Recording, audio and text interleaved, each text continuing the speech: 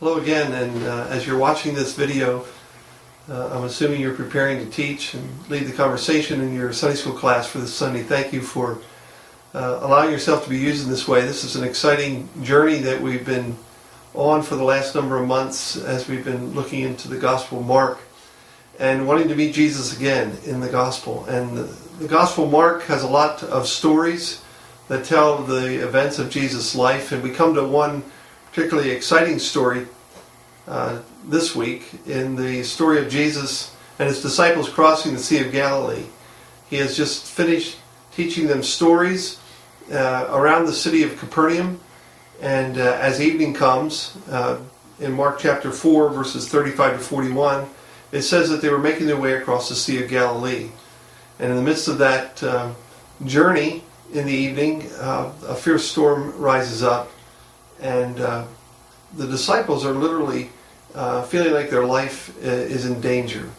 Experienced fishermen, many of them, but this storm is a very ferocious storm, and in the process they think they're going to die. And ironically or paradoxically, Jesus is asleep in the boat in the midst of this storm, and they waken him, and they're really gripped by fear.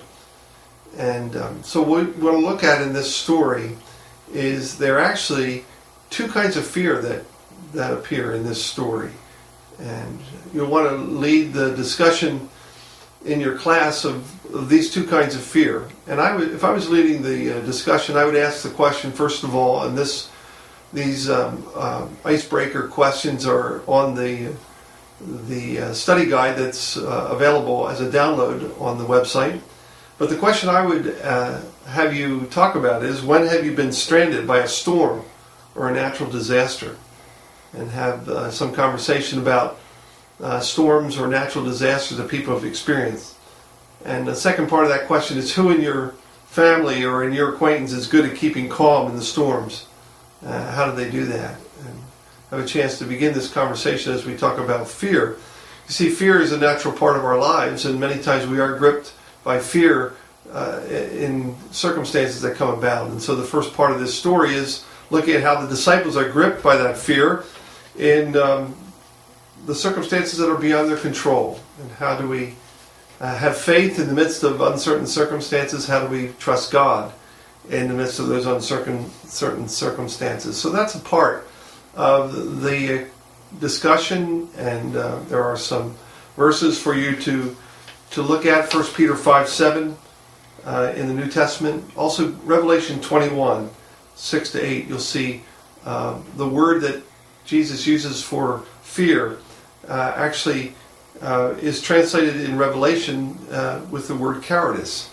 So at times Jesus confronts his disciples, encourages them not to be afraid. The second part of the fear, second kind of fear that is actually a good fear to have, is the fear of God. And in this case, after Jesus performs the miracle of calming the storm and causing the wind to cease, he causes the disciples to fear greatly. Fear of what has just happened.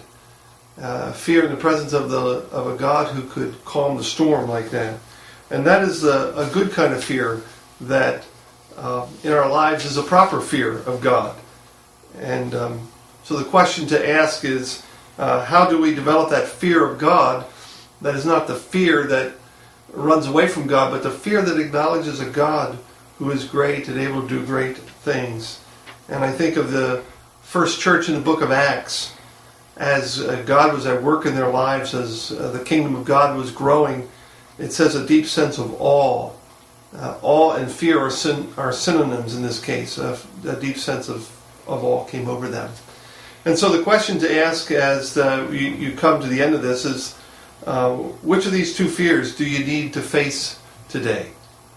Some may be fears of circumstances, but others would be a healthy fear of God and all.